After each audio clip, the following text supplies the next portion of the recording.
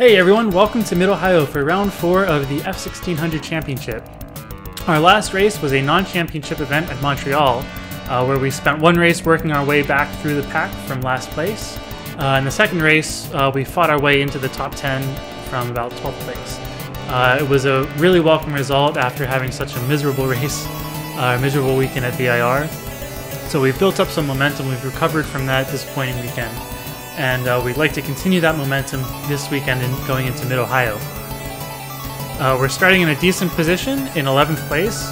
Our standard objective for continuing throughout the rest of the season is to finish in the top 10, and right now we just qualified 1/10 of a second out of the top 10. So we should be in a decent starting position to get a good finish. Looking at the track, Mid-Ohio is located pretty much smack in the middle of the state. It's about an hour or so north of Columbus, and it's 3 hours away from my hometown of Pittsburgh, so until pit race became a major facility, this one would have been considered my home race. It's another world-class venue hosting IMSA, Indy cars. They hosted a NASCAR Xfinity Series for a while. They've hosted IMSA back in the GTP days, and so it's been around for a little while, and it's a really great track. It's worth noting that we're actually starting the race on the long back straightaway, so turn 4 will be turn 1 on the first lap, and then we'll get the checkered flag out on after turn 13. Turn 4 is by far the best overtaking spot on the track, and it precedes a really fun sequence of corners. Turns 4, 5, and 6, and then you go up the hill, and then it's a flat left and right before braking for turn 9 that goes up over a hill.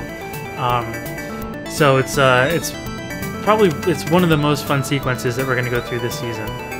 It's also possible to pass into turn 2, and even you can pass into turn 11 if the car in front of you makes a mistake through turn 9, which is very easy to do.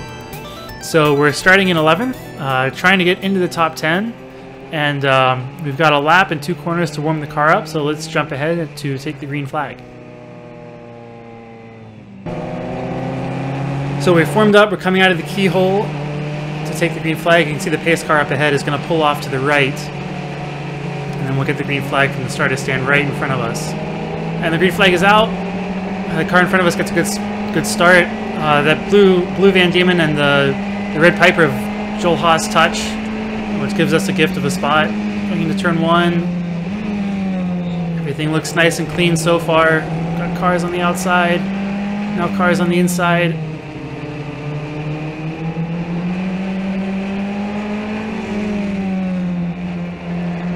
Trying to stay clean on this first lap while not giving up too many positions. We've had a pretty good start. It's hard to tell what position we're in.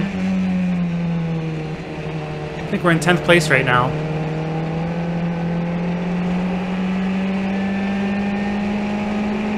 So we're pretty happy with that. We've managed to reach our goal in the first couple corners. Now can we stay there for the rest of the race and perhaps even move up?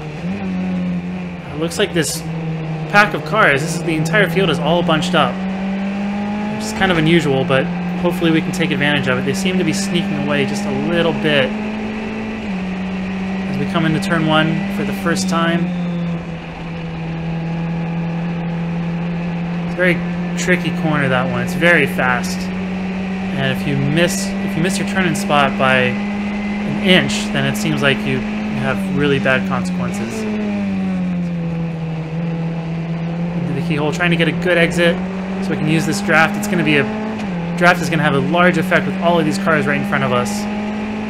Trying to hang on to it. They're sneaking away again just a little bit.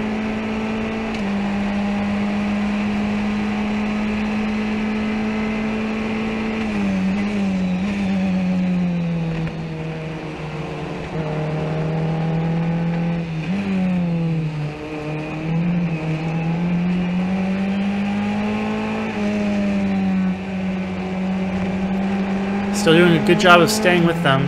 We've closed up a little bit of the gap that they pulled away on out of the keyhole. On to turn 9. I get a little bit too much curve that spits me off into the grass. Oh no, get back on the track. We didn't lose too much time. Again, a lot of grass coming out of the car. And you can see on my dashboard those red blinking lights. That's the warning that the temperature is too high. That was a really hot weekend, really hot day every day that we were there. And the engine was running up in like the 190s, even in clean air. And running through that grass, of course, it's going to fill the radiators with grass, which will block the airflow. So I'm keeping an eye right now very closely on that water temperature.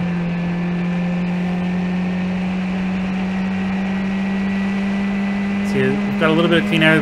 Because of that mistake, now the front pack is pulled away and we're under attack now. I think that's Dexter Tsuba, but I'm not entirely sure. I should know the competitor's cars better by now. I know that's Mike Scanlon behind us. Quite familiar with him by now. And you can see the red lights again blinking. I think I have the water temperature alarm set at 205.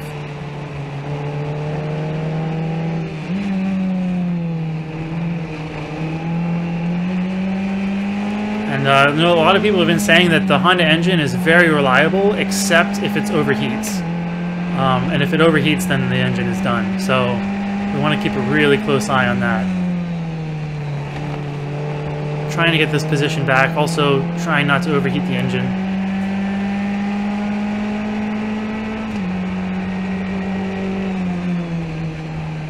A little bit of oversteer. I think I just dragged the brakes a little bit too long. And I stick my arm up. I'm going in the pits. And that's the end of my race. So in hindsight, now that I'm doing this commentary, I can tell you exactly what happened. The engine temperature was going up to about 207. I think that's the highest that I saw. I talked to an engineer that I know very well, and he said that the emergency pull-off temperature, where you need to shut the car down immediately, is about 223, 220, 225, around there. So we were a ways off of that, and I easily could have kept racing. Actually, in the next race is the engine temperature, just running in traffic in the dirty air, gets up to about 210.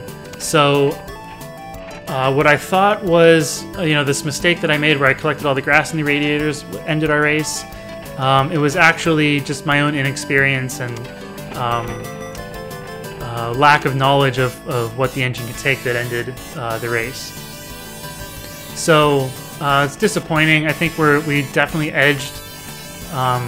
We were definitely riding on the edge of being very conservative, and I learned the next day that it really wasn't necessary for me to retire from this race. I easily could have finished it. There was a good bit of grass in the radiators, but it was only blocking like a couple inches of them. So we're pretty disappointed. We ended up finishing in 16th place with the DNF. Not the result that we wanted going into the weekend, but we did a pretty good job of hanging on to that lead pack. So there's a little bit of encouragement to take into the next race. So we'll clean out the radiators and get the car ready for race 2. Thanks for watching, everyone, and I'll see you really soon with the next race.